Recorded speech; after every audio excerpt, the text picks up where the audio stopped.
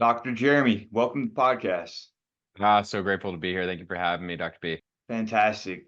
I wanted to dive right into stress because we're both stress guys. What would you say is your personal definition of stress?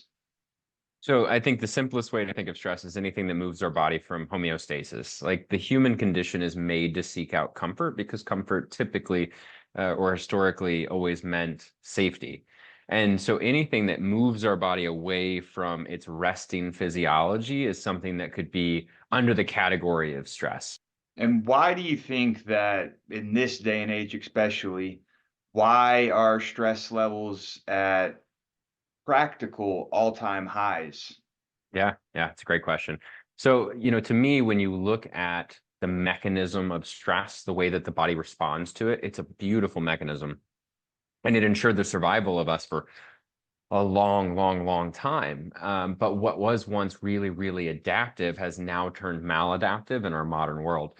So if you think of something like the stress response, we call it the fight or flight response in general layman's terms. But if you walk outside and it's cold, your body needs to have some sort of physiological response inside in order to normalize your internal body temperature so that the outside isn't making you get too cold on the inside.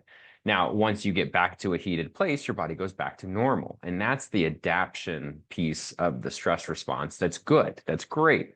And if you take it and you look at like another mammal, for example, let's take a deer. Like Mhm. you will never see a deer running around in the forest stressed about 401ks and second mortgages, right? You'll just never see that. Their natural state of being is our same natural state of being. But as society has grown to be more and more complex, and as our interpersonal relationships have grown to be more complex, and our societal norms, as we all agree upon it, our way of operating, if you will, as all of that has become more complex. And our evolution has turned into a place where our prefrontal cortex, the front part of the brain that does all of our logic and extended thinking and reasoning, has grown more complex. What ends up happening is that we garnish this ability to think about our thoughts, where a deer isn't worried about those things because they are a very reactive species, as most mammals are, with the exception of us and a couple of others that have some smaller hints of having some sort of the same consciousness that we do. But what's effectively happened is that as things have increased in the complexity, our ability to think about our thoughts now allows us to create the stress response from thought alone. So you no longer need a lion in the room in order to have the fight or flight response happen. You can just get a text from your ex, and all of a sudden you're through the roof. You know what I mean? You're having a physiological response to it. And then you take on things like worry and chronic uncertainty, which is rampant in our current society. Nobody knows which way is up or down anymore. And as you pile on these layers of worry and anxiety, again, by thought alone, we're creating a physiological change in the body that's driving our stress response high. And then you have to add on the layer of the chemical response as well. So remember, it's anything that can move us from homeostasis. So you have physical, which is the easy one, lion in the room, run from the lion. You have the mental, which is now you're away from the lion. Is the lion still chasing me? Oh my gosh, what if the lion doesn't like me? Did I say something wrong? And then you have the chemical piece, which is, if you drink cyanide, you're going to have a problem with drinking cyanide. Yeah. But in a smaller sample of poison, when you look at things like fragrances, for example, or just a lot of the things that we've approved as safe for human consumption or exposure, a lot of those were made in a time where we didn't understand repetitive dosages. And Mhm. especially on a small scale, when you take like small endocrine disruptors, like a fragrance, and you repetitively breathe it in every single day, the body never gets a break from it. And that bit of chemical stress starts to heighten the stress load on the body. So we know food, for example, can drastically change mental health outcomes because the chemical going in causes a physiological response coming out. So when you add all of these little pieces of stress, you've got the physicality of our repetitive jobs and sitting, you've got the small insults from things like fragrances or deodorants or whatever. You add in all the chemical stresses that we come in contact, and then you add in the hierarchy of the mental stress, the big worry piece, and all of a sudden you have bodies that are just failing because they can't overcome this repetitive insult of stress from all different angles. Beautifully explained. I wanted to ask you, do you believe that the majority of society is traumatized, and how does that relay into the stress response, if so? Yeah, that's a great question. So I think we have to define what you mean by traumatized, if you would. Sure. What I mean by traumatized is that consciously or subconsciously, at a deep level, that we've all experienced trauma. Uh, for example, COVID-19, a huge stressor for most people.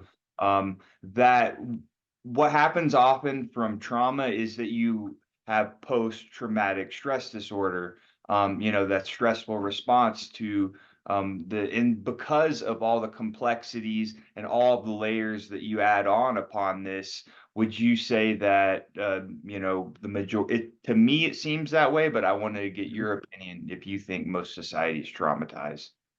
I think it's all about the organism as an individual, the bioindividuality of it, because there's so much that goes into it from a belief perspective. Yeah. If you believed that that scenario was stressful for you, then it was. Hmm. Um, and again, I think it goes back to just the overlay of all the problems that we have right now. Most people are struggling financially.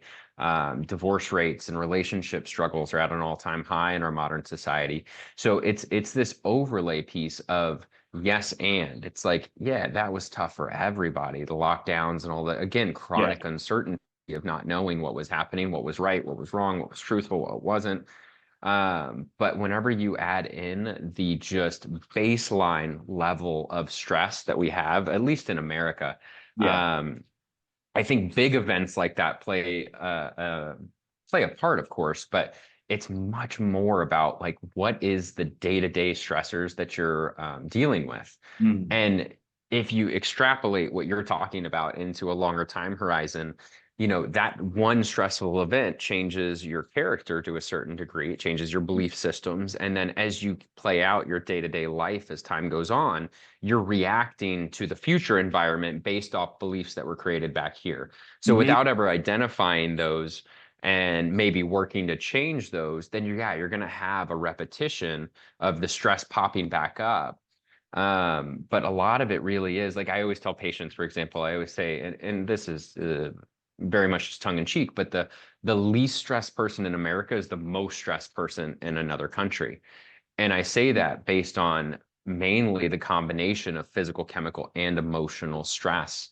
So you have these big things like COVID-19 or these big events, childhood things as well. And I think, it always goes back to it's not the stress that kills us, it's the lack of rest between the stress. Hmm. So whenever you have these big events, if you can get yourself back to baseline, if you can work through the beliefs and perceptions that were associated with it, and then find it within you to be able to release the different energetic pockets or the different emotional scars and start to process through it, both internally, physically, as well as mentally, consciously, and subconsciously, through meditation, breathwork, therapy, whatever it is. Once you start doing that, you release yourself from it. So it's never the event that takes place. Like you could take your example of COVID-19 and put that into any traumatic experience for a human being. And it's not the event itself, it's what is the emotion. And then you work on the emotion. And as soon as you're able to free up the emotion, because emotion is just energy in motion, it's just a chemical inside of us. That's all that Right. it is. And once you're able to free up that bandwidth, then all of a sudden the body goes straight into a healing mechanism.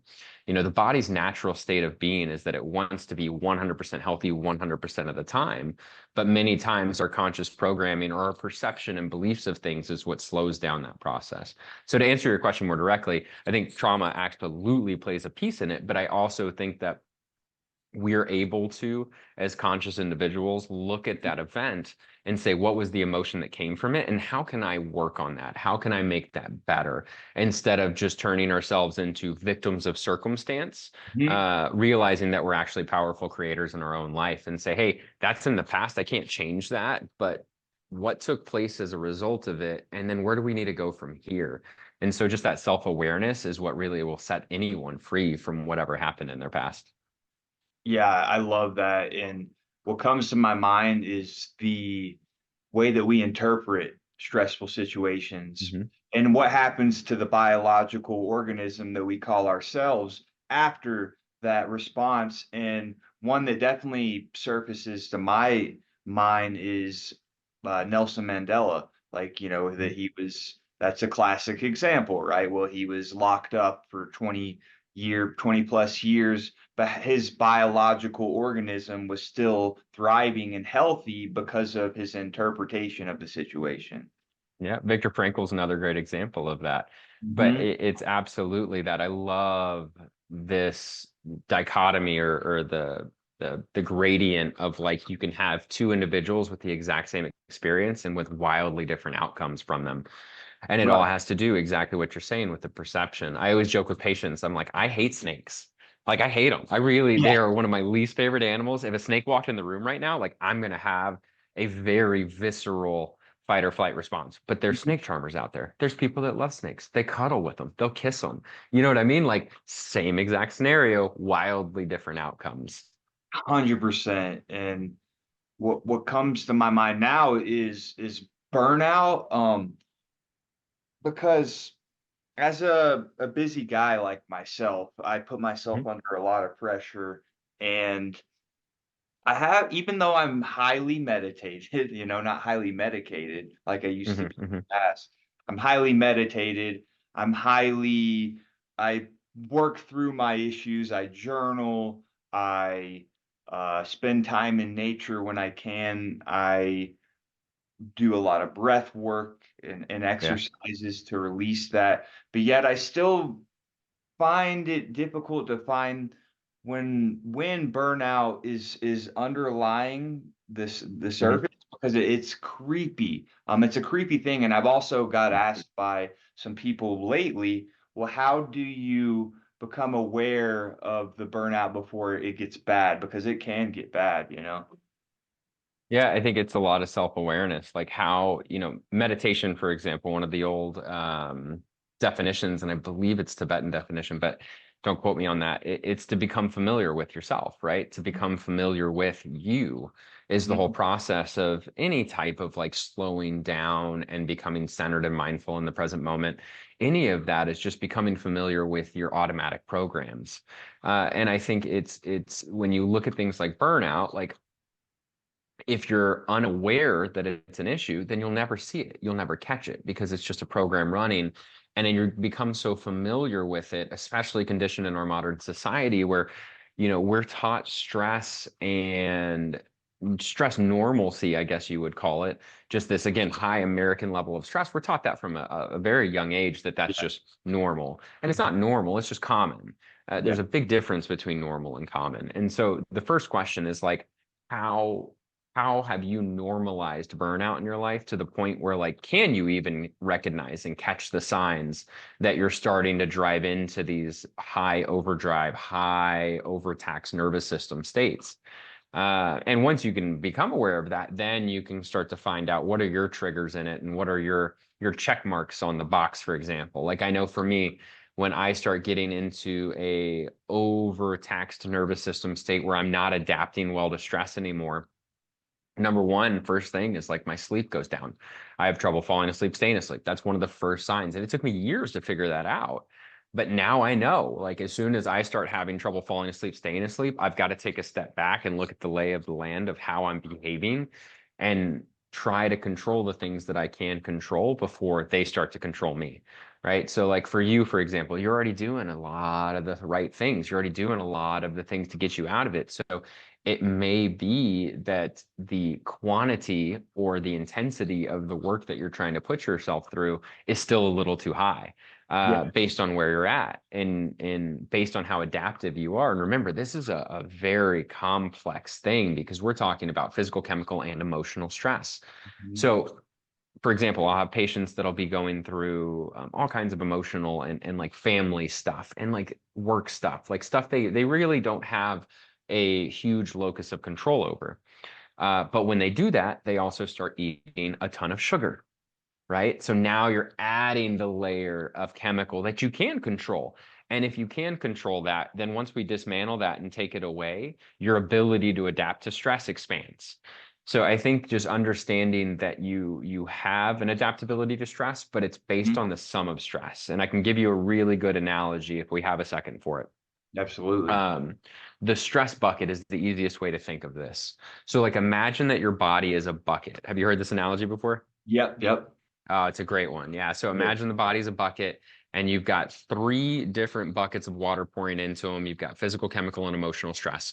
Your body has a spigot at the bottom. It's letting water out, and that's your ability to adapt. That's what your nervous system is doing. So if all three of these stressors are pouring water into the bucket, as long as the bucket is getting rid of water as fast as it's pouring in, you're good.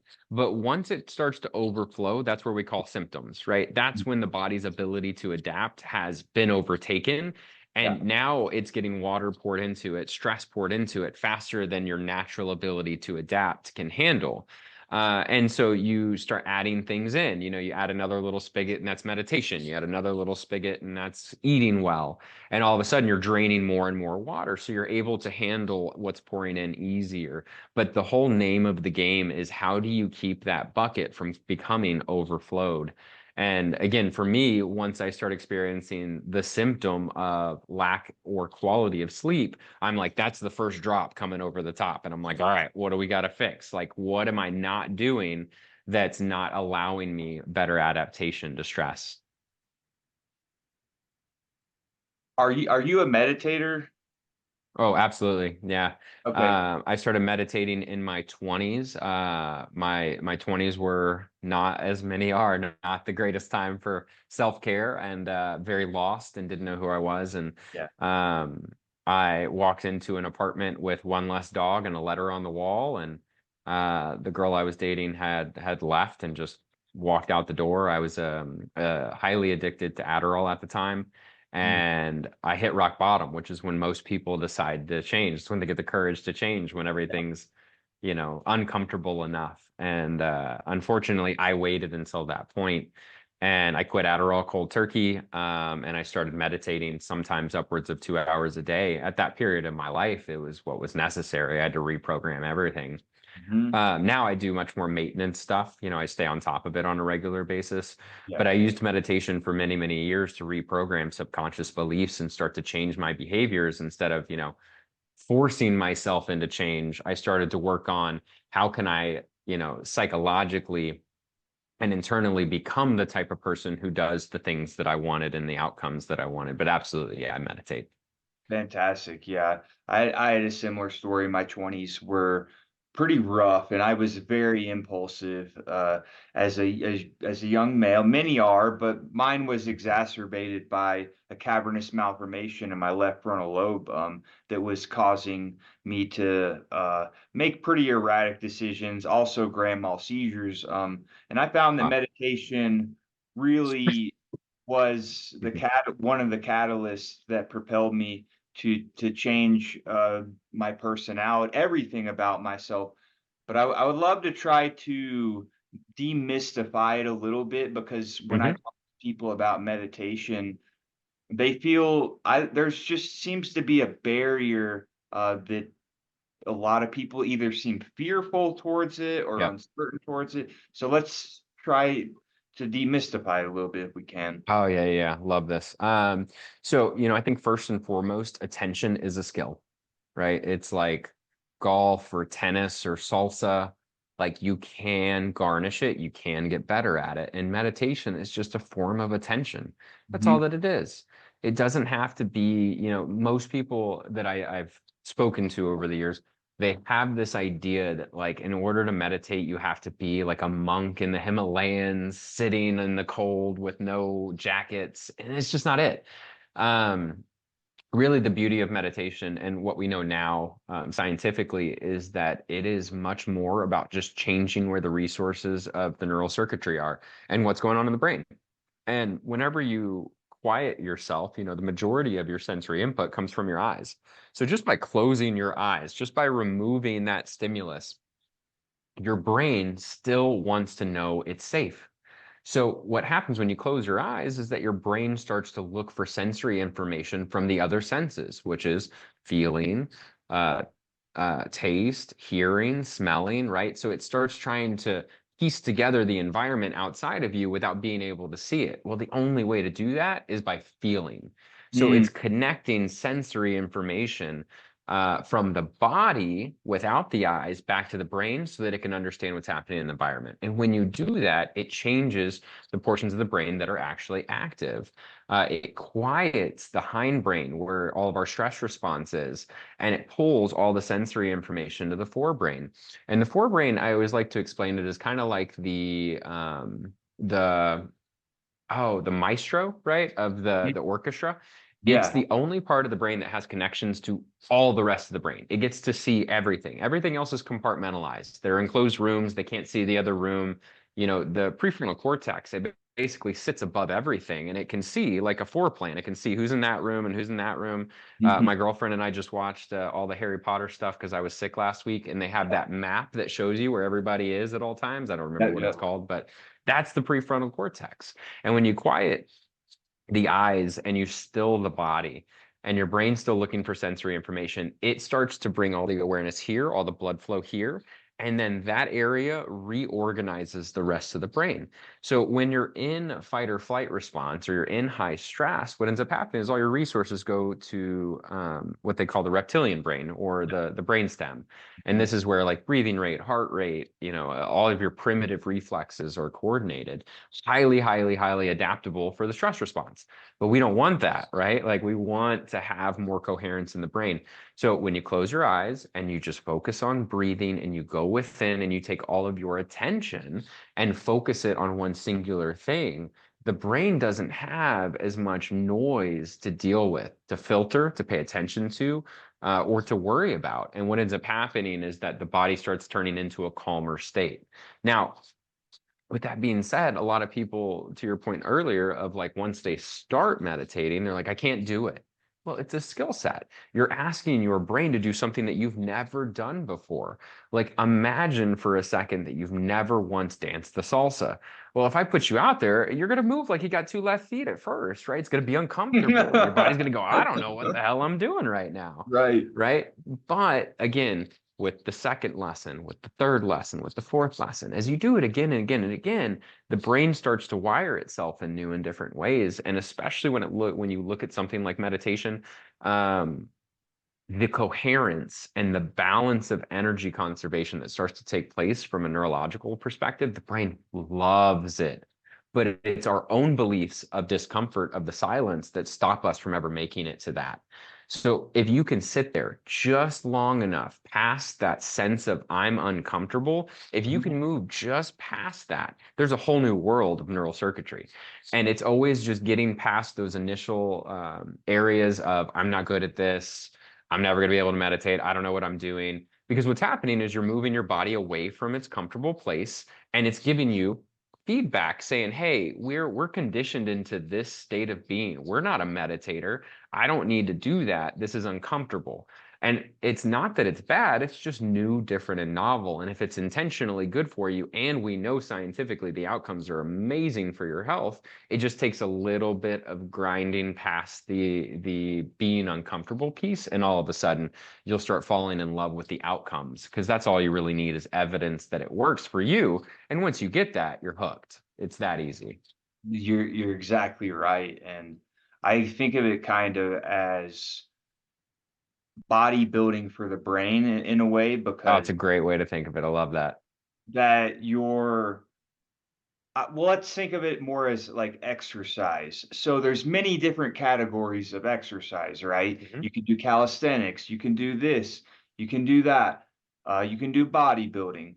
But once you find the exercise that preferred way of movement or exercise that you like and you repeat that, you're not going to go into the gym and just lift 250 pounds bench pressing if you can't even do 135.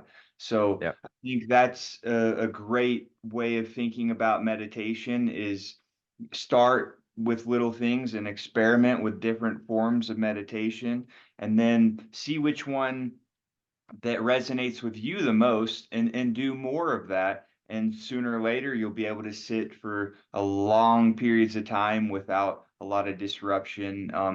And that brings us back to the stress response. It's very similar in some ways that when stressful situations, we don't want to once again try to bench press 350 pounds if Hmm. you can't even lift 135. So like what are those situations that you're adapting to stress? Don't go balls to the walls all at once. It's baby steps are the key. Daily habitual baby steps, in my opinion, is the key to mastering any skill, you know. Oh yeah, the brain learns two ways, association and repetition. Hmm. So you need to be able to associate it with something that you already understand, and then you've got to just keep repeating it. I mean, that's how you build the neural connections, nerve cells that fire together, wire together. Hmm. And I love your point of there's different forms of meditation as there is in exercise, and different ones have different utility. You know, Hmm. for what we were talking about earlier, whenever I was in my 20s and I was using meditation to change belief systems versus now, like I'm just using it as a stress management, you know, Hmm. as a different tool. And that means that there's going to be different timelines. That means that you're going to do it guided or unguided. Like there's so many different forms of it. And it really just depends on like what's your goal? What's the Hmm. outcome that you're working towards or you want to achieve? And that can guide you into what type of meditation that you should be doing. But it is, and I think always will be, hands down, one of the most effective forms of stress management that we have. But I've always found that speaking about it in a way of just attention is a really good reframe for most people. Because to your example, if we were to make it even easier, right? Make it into bite-sized steps that people can do. It's like instead of worrying about getting in this position and sitting upright and doing all these things and closing your eyes, Yeah. I mean, you can just put a candle on and stare at a candle for 10 minutes. Yeah. Yeah. Right? That's still a form of meditation. You're still taking your awareness and putting it on a singular focus. That's why most meditation says to focus on your breath, because it's a singular focus. And that's all you're doing is training attention. And whenever you start thinking of it as training attention, it becomes much easier. And you also start to see the overlay of why our brains are becoming further and further more incapable of doing these types of things with the advent of like quick scroll, like TikTok. Yep. Hmm. You know, 2 to 5 second bites is what they teach you to actually do for most videos. They're like a 2 second hook, and the video shouldn't be more than 5 to 7 seconds if you want to grow on TikTok or Instagram. And so that's what we're teaching the creators to do. And Hmm. that's what people are consuming. And if we think of attention as a skill, as every time you hit the flick up, what are you doing? You're going, I only pay attention for 3 seconds. I only pay attention for 3 seconds. And then all of a sudden you're like, I have ADHD. And you may or you may not, but I can definitely tell you for one thing that if you're constantly scrolling like that, you're training yourself to be far more higher predisposition for those types of things than you are trying to combat it. It's absolutely a skill set. And so again, attention is the gold when it comes to meditation. It's just like how can you train your attention muscle, if you will. I love that. That's such a great analogy. I wanted to transition a little bit into your story, and you mentioned your 20s were a little rough. How have you developed into the man that you are today, if you don't mind me asking? No, it's a great question. So for me, it started, I actually don't know my real father. So my mom was a single mom. She worked 3 jobs. We lived with my grandparents. And so my grandfather was really my father, but he was sick from the time that I was born. Like when I was born, he was in the hospital for heart problems already. He passed away at 56, way too young. But he was the man in my life from the time I was born until sixth grade. But he had a triple bypass surgery, he had a heart transplant. You know, he went through the ringer when it came to this stuff. And so I used to go to health fairs with him as a kid, and this was back in the 90s whenever the transplant lists were really hard to get on and Mhm. really hard to actually get to a transplant procedure. And so we used to go out and recruit people to be organ donors. And so that was where like my movement into health really started, because I saw death and disease at such a young age and was so heavily impacted from it, Yeah. that I said, for me, that's not going to be it. But after he passed, I was developing into a young man, and I didn't have the masculine, bumpers on the bowling lane, if you will. So we jumped over a couple lanes as time Yeah. went on.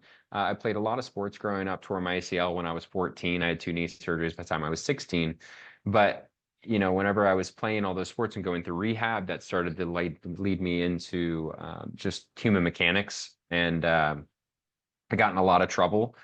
And I never really learned from it, despite always being very lucky in it. And whenever I got into college, it started turning into a lot of drugs and alcohol, and trying to find myself through a substance or through something outside of me, which I think is what most of us try to do. Is, Mhm. we have this void or this feeling inside of us that we don't know how to deal with, and we look for a way to fix it from the outside in. And so I went through my first 3 years of undergrad, and I had basically a 0.0 to show for it. I had great grades in high school. I was like top 10% the whole thing. And then my first 3 years of college, I drank 8 nights a week, and I ate fast food 7 nights a week. I had high blood pressure at 19.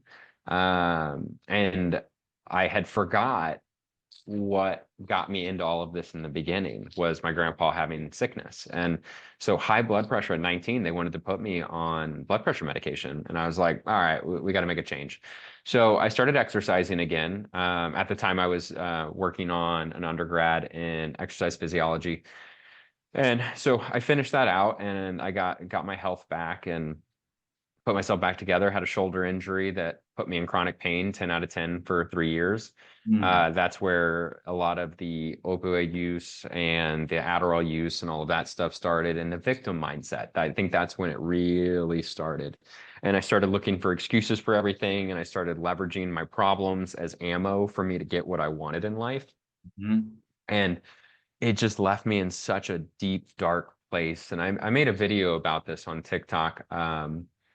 It just, left me with nothing. Like, I broke my whole life. I broke all my relationships. I broke my relationships with myself. I had no self-respect. I had no self-love. The biggest thing is I never followed through on what I said I was going to do. Mm. And so, that left me to ending a few-year relationship as I was going into my master's for sports science and nutrition. And we were moving back up to Dallas for me to go to chiropractic school, as whenever my ex-girlfriend walked out on me, and for good reason. And that was, again, rock bottom. Like, it took losing everything for me to decide that what I was doing, despite knowing for years that it wasn't working and that my gut intuition was telling me you need to make a change, I just kept going on in spite of that. And then after that, I was homeless for a couple of months. I was living in my truck, and one of my buddies let me sleep on his couch after a month or two, and took me about 6 months to get back on my feet. But what got me there was I was walking around the chiropractic campus in our bookstore, and there's a gentleman named Joe Dispenza. Have you ever heard of him? I sure have, yes. So a lot of people know about Joe now. Whenever I found Joe, nobody knew who he was. But the reason that I found him was because he's a chiropractor. And he had spoke at my college before at Parker in Dallas. And so they were selling his books, and Breaking the Habit of Being Yourself was in there. And I looked at it and I was like, you know what? I absolutely need to break the habit of being myself right now. I don't know what this book says or who this guy is or whatever, but I'm gonna read this. So I Yeah. grabbed it, I started diving into it, and I started learning for the first time from a physiological perspective how we can actually control our beliefs and how we can reprogram them from a subconscious standpoint, and why it had been so hard to change for me, and why I kept making the same mistakes again and again and again. And you learn things like 95% of our daily actions are driven by subconscious and unconscious programming. And you're like, why am I trying to like roll a ball uphill? Like, this is never gonna work. Yeah. Swim And so that upstream. was whenever what'd you say? Swimming upstream, like. Yeah, for sure. And it's like you're like gripping change, trying to make it happen, trying to force it. And it just is such a hard way to go about it. Not that it can't work, But I just looked at it and I was like, I'm so broken. I've allowed myself to turn into such a shell of a version of who I can be, that this is going to take some heavy lifting. So I decided to start doing meditation then, and that's whenever things really started to kind of change for me, slowly but surely. I got a job at the busiest restaurant in Dallas. I was working for my ex-girlfriend's family, so they let me go. Okay. And so I didn't have a job. I went from having a job, apartment, all this stuff, everything, to having nothing overnight. The only thing that I was able to keep was still in chiropractic school on student loans. Yeah. And so I went from sleeping on my friend's couch to being behind on all of my bills to having a job at one of the busiest restaurants in Dallas. And I was able to furnish a whole new apartment. And this was all within just like a snap of a finger, within months. Wow. And so I was able to completely change my external reality by changing my internal environment. And the way that Joe talks about this is that I used my personality to create my personal reality. So I was Hmm. already doing that previously. And by starting to work on who I was inside, that's what I alluded to earlier whenever I said I turned myself into the type of person that would do the things that I wanted out of life. And everything started turning around. Had new relationship, had new job. My apartment was fully furnished. I was just in a really great place after hitting pretty much rock bottom. But that was whenever I was meditating for almost 2 hours a day sometimes. And I had the time to do that. I think there's more practical ways to do it still, even now, for people that are very busy. But Yeah. yeah, that's how I ended up getting into meditation. So then I finished chiropractic school. And I took a job in Vermont, and I've been up here ever since. And so we're a really busy neurologically based practice, and our whole goal is to find areas of the spine that are side effects of stress to remove the tension so that the body can process through it and adapt to stress better. But that's why I've become so involved in stress. But both of my degrees are in physiology with a background in exercise, or exercise and research being the focus. And then I have a chiropractic degree as well. Awesome. There's so many similarities to your story and my story. And I had a moment of pretty bad self-sabotage after COVID.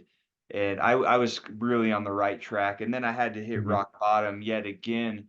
And what I realized intuitively was that I was running from my past. I was Mhm. running from I hated the person um that however many years ago that was I was running away from that person, and what I realized Mhm. is that was a part of me, and when the more that I negated that person, the more it ended up catching up with me, and so that's where the self-sabotage came in. So I wonder, when it comes to self-sabotage in you, what could you recommend for to people how to integrate that? That's such a great question, and one that's really needed nowadays. There's so much distraction that I think first and foremost, most people don't know who they really are.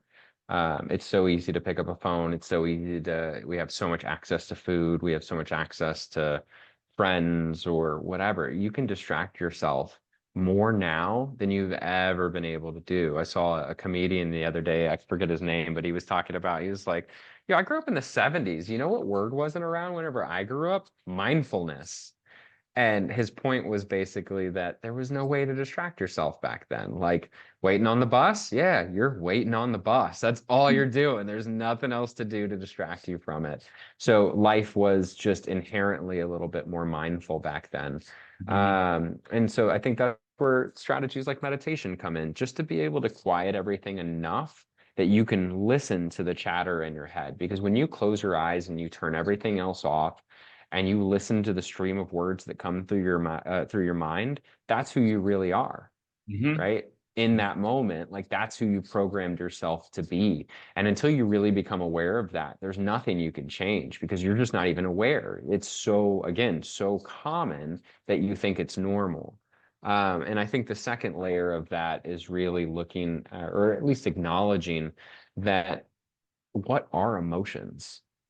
That's a fancy but fascinating question. And so when you break it down into just the physiology of it, Let's take a thought, for example. Like when you think something, your body has to equal that thought. It has to make sense.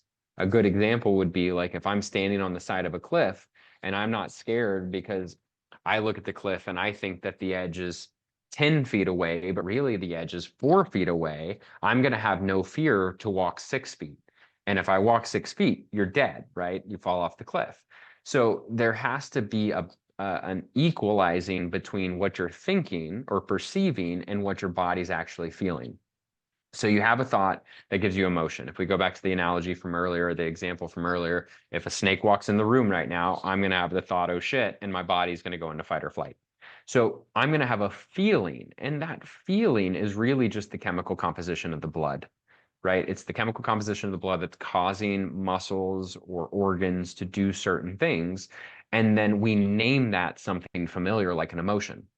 So a feeling and emotion are really the same thing. One is the experience of it, and one is the concept or understanding of what it is.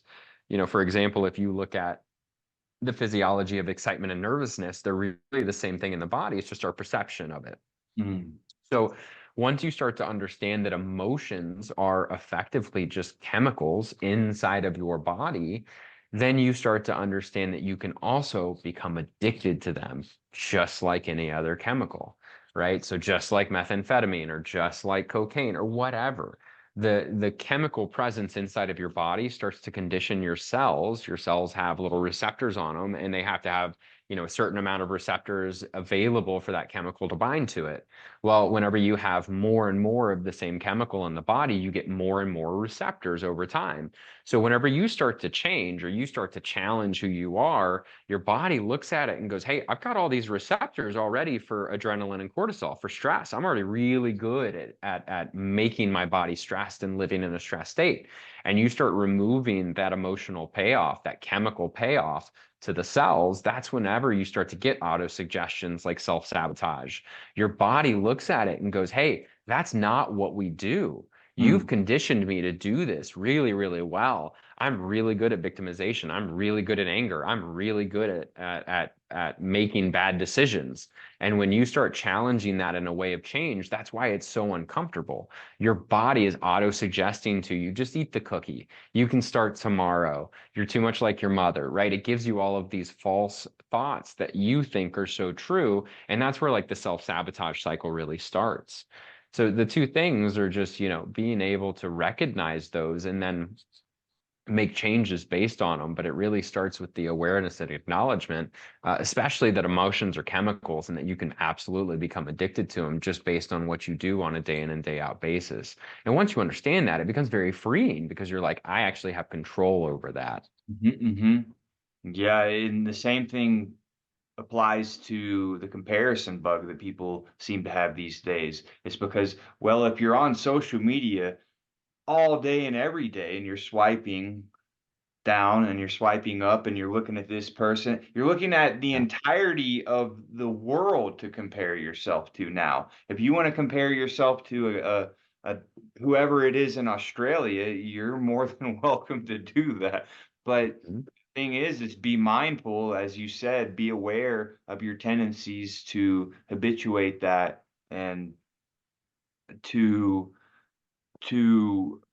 just know that what you're reinforcing that comparison or self-sabotage and like you said, it just it's all just a biochemical reaction essentially. Mhm. And you have power and utility over that. So Yeah, happy and learning is really the crux of what we're talking about. So, for those of your listeners that don't know, Heb was I believe, a neuroscientist back in, I mean, sometime in the 1900s. But he won the Nobel Prize because what he learned was nerve cells that fire together wire together, and well, can I that. interrupt real quick? Oh, There's please, yeah, also nerve cells that no longer fire together, no longer wire together, and got that it. freed me a lot too because oh my Yeah. God, I had a lot of stuff I need to unwire, you know. Well, and here's the thing: is people know this inherently, right? Like I talk to patients all the time where I'm like, if you don't use it, you Lose it. You lose it, right? And everybody knows that. And so why are we surprised whenever we say things like nerve cells that fire together, wire together, or no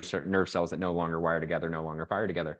Right. It's just the same thing. Like if you do bicep curls, your biceps are going to get bigger. Mhm. And this is the foundation of change, is looking at it and recognizing your patterns, because your patterns are the hardwired programs that you've done again and again and again and again and again.